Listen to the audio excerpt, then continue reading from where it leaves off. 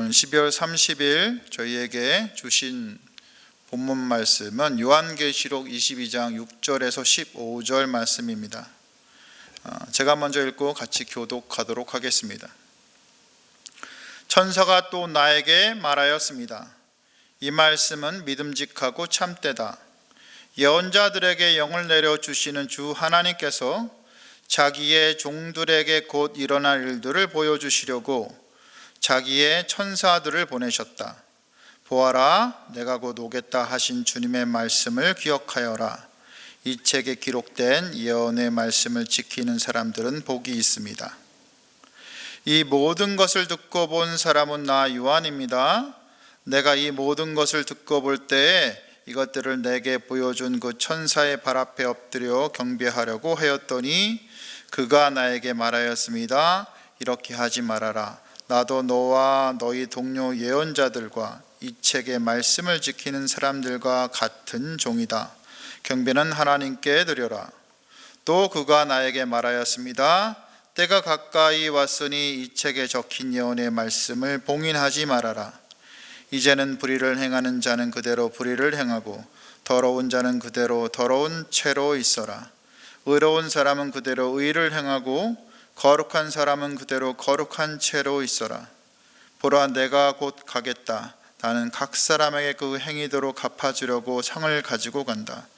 나는 알파며 오메가 곧 처음이며 마지막이요 시작이며 끝이다.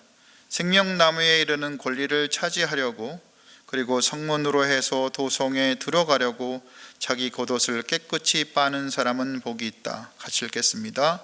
개들과 마술장이들과 음행하는 자들과 살인자들과 우상숭배자들과 거짓을 사랑하고 행하는 자는 다 바깥에 남아있게 될 것이다.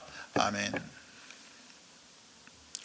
며칠 전 가족이 드리는 저녁 예배에서 한 집사님의 아버님께서 침대에서 아들 손을 잡고 주무시다가 하늘나라로 가셨다는 말을 하자 어머니께서 굉장히 부러워하시면서 자기도 그렇게 자는 듯이 하늘나라로 갔으면 좋겠다고 말씀하셨습니다.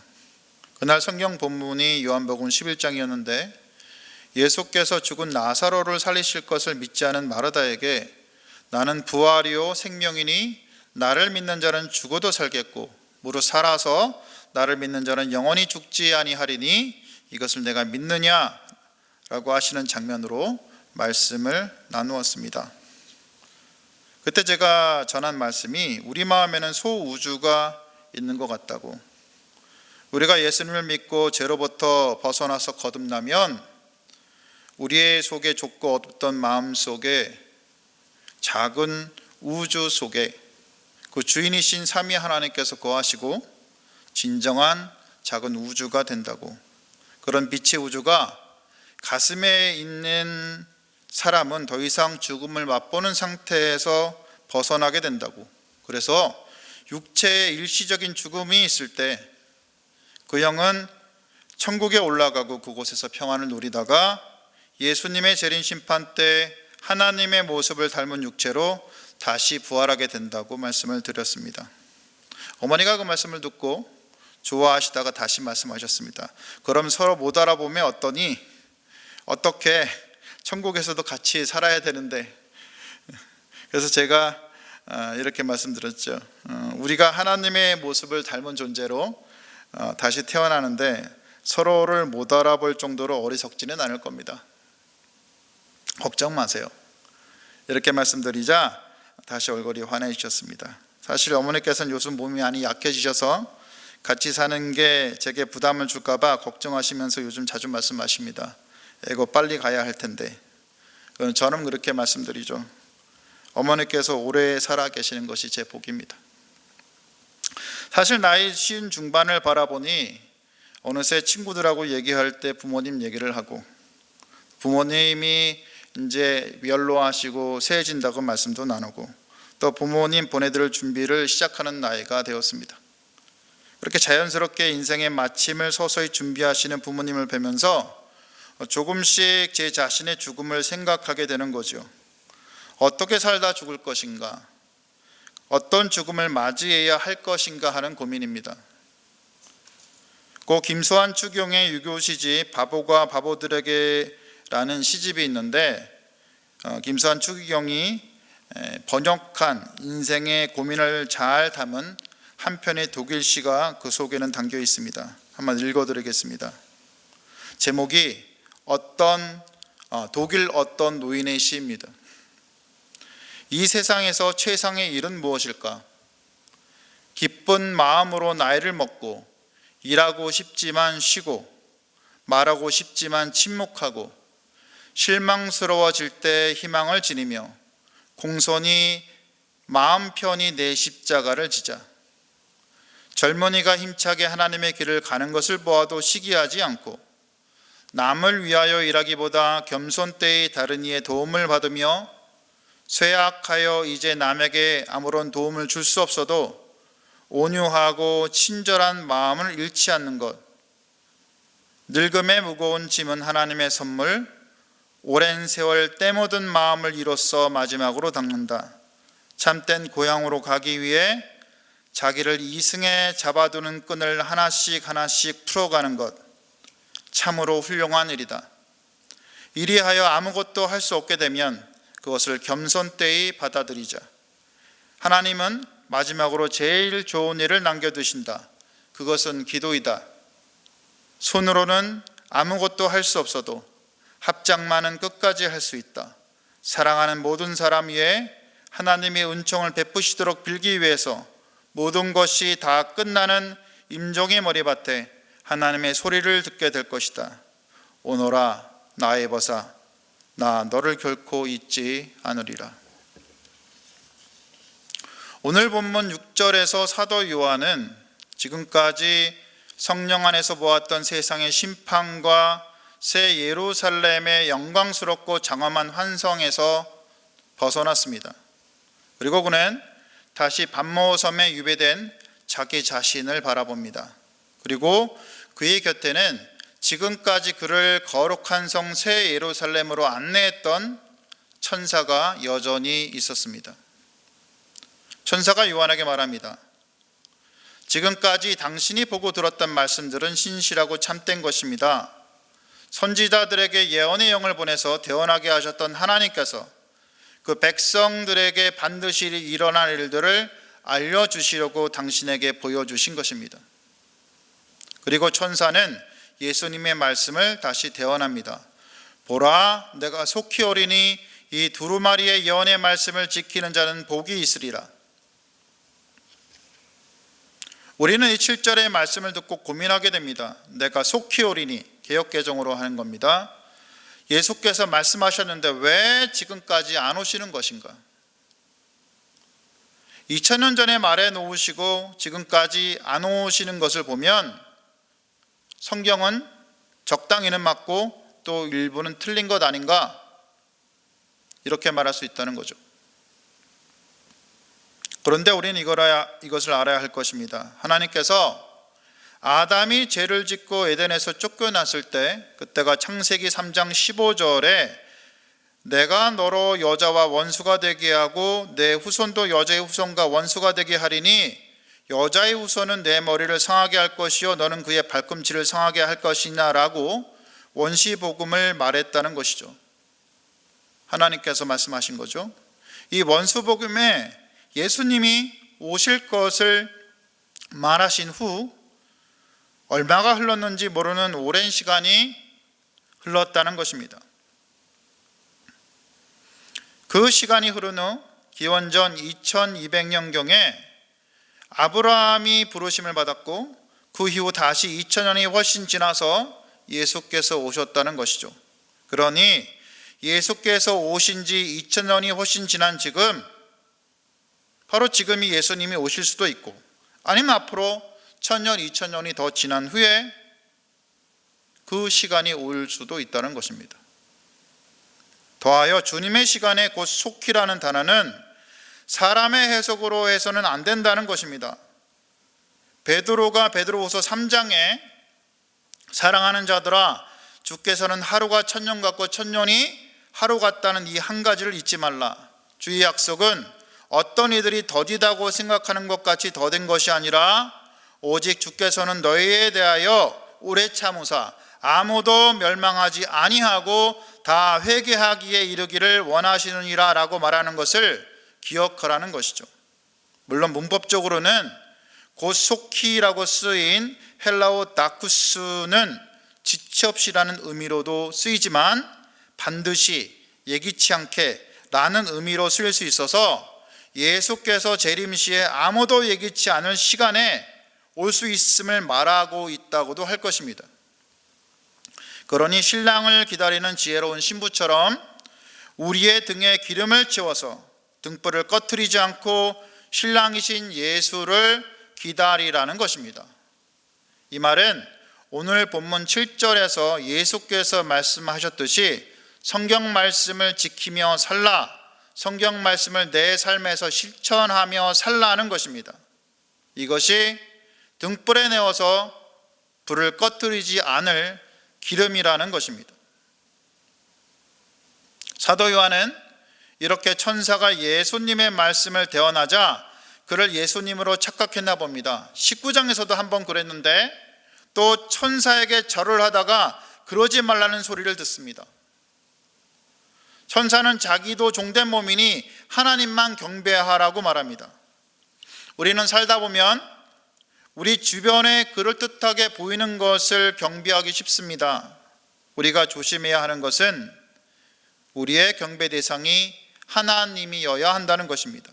결코 사람이나 다른 대상이 되어서는 안 된다는 것입니다. 천사는 다시 요한에게 말합니다. 이 두루마리의 예언의 말씀을 임봉하지 말라는 것입니다. 때가 가깝다는 거죠. 계시록 10장 4절과 다니엘 12장 4절과 9절에 이 두루마기를 봉하라는 말이 있습니다. 그때는 때가 아직 멀었다라는 거죠. 아직 봉하라는 거죠. 하지만 이제는 때가 가까우니 임봉하지 말라는 겁니다. 그 내용을 전해서 사람들로 하여금 세상의 멸망에 참여하지 않게 하라는 것이죠.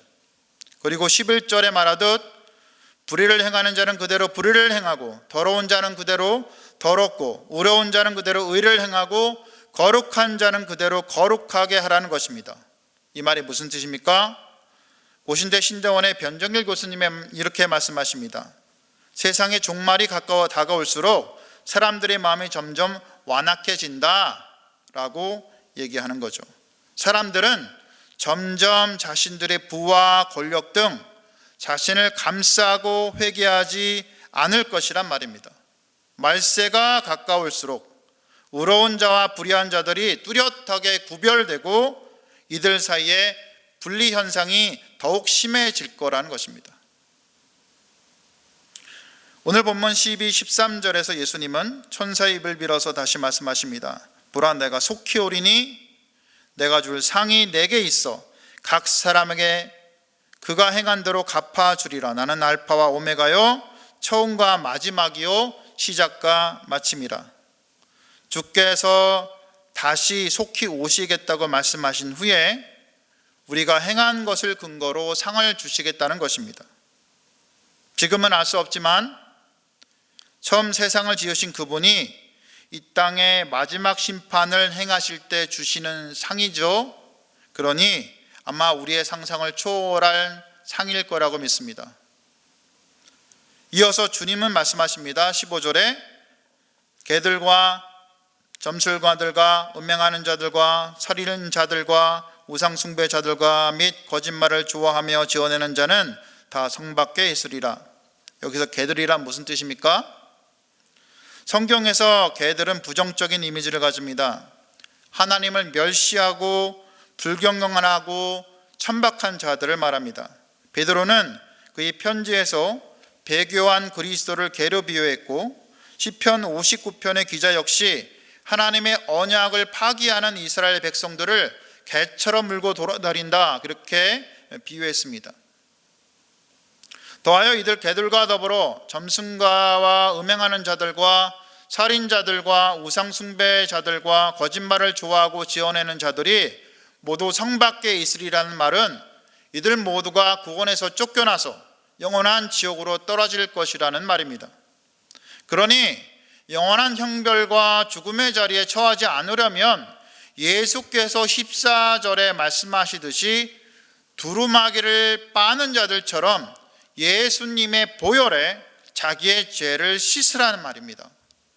이렇게 죄를 씻는 자들은 생명나무로 나아가서 영원한 생명을 얻습니다. 그 열매를 먹는 거죠. 또 문을 통하여 성에 들어갈, 예루살렘 성에 들어갈 자격을 얻는다는 말입니다. 이 말이 무슨 뜻입니까? 예수 그리스도를 믿고 회개함으로 죄 사함을 받고 영원한 생명과 구원의 자리로 나아간다는 말입니다.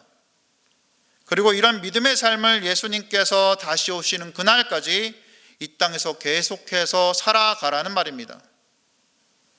그럼 어떻게 해야 이 믿음의 삶을 살 수 있을까요? 우리는 요한복음 17장에서 예수님께서 잡히기 전날 밤에 하신 기도를 기억해야 할 것입니다. 예수님은 영생이 참 하나님과 그 아들 예수 그리스도를 아는 것이라고 말씀하셨습니다. 이 말인즉 우리가 이 땅에 살아갈 때 하나님이 천지를 지으셨다는 것, 그리고 그분이 이 땅을 경영하신다는 것, 그렇게 크신 하나님께서 그 아들 예수를 내어줄 만큼 우리를 사랑하신다는 것, 이걸 진정한다면 우리가 이 땅에서의 삶이 아무리 팍팍하고 힘들어도 영생에 이르지 못할 정도로 우리 삶을 내버리진 않을 거란 말입니다. 우리가 주님이 그런 분인 줄 안다면 그 주님을 믿고 우리의 삶을 살아갈 수 있다라는 말입니다. 더하여 주님은 이렇게 말씀하십니다. 내가 비옵는 것은 이 사람들만 위함이 아니고 그들의 말로 말미암아 나를 믿는 사람들도 위함이니, 즉 당시의 예수님 제자뿐만 아니라 그 제자로 인해서 믿고 믿어지는 그 믿음의 후손들에 대해서 말씀하셨는데 그들을 위해서 기도하셨다라는 말입니다. 예수님께서 결국 우리를 위해서 기도하셨다는 말인데 무슨 기도를 하셨습니까? 아버지께서 내 안에, 내가 아버지 안에 있는 것 같이 그들도 다 하나가 되어 우리 안에 있게 해달라고 기도했습니다. 그리고 내가 그들 안에 있고 아버지께서 내 안에 계시어 그들로 온전함을 이루어 하나가 되게 해달라고 기도하셨습니다. 이게 무슨 말입니까? 삼위 하나님께서 우리 안에 계신다는 말입니다. 우리가 삼위 하나님 안에 또 있다라는 말입니다. 즉 우리가 예수님을 믿음으로 고백할 때 성령께서 우리 안에 임재하시고 그 성령님의 임재 가운데 삼위 하나님의 임재가 우리 속에 있다라는 말이죠. 그리고 그 삼위 하나님께서 임재하셔서 살아가는 자들은 하나님 안에서 이 땅에 사는 자들이 된다는 것입니다. 하나님 안에서 사는 사람들은 이 땅에서부터 천국의 삶을 누리고 산다라는 것이죠. 그리고 영원히 영광의 삶을 살아간다라는 것입니다.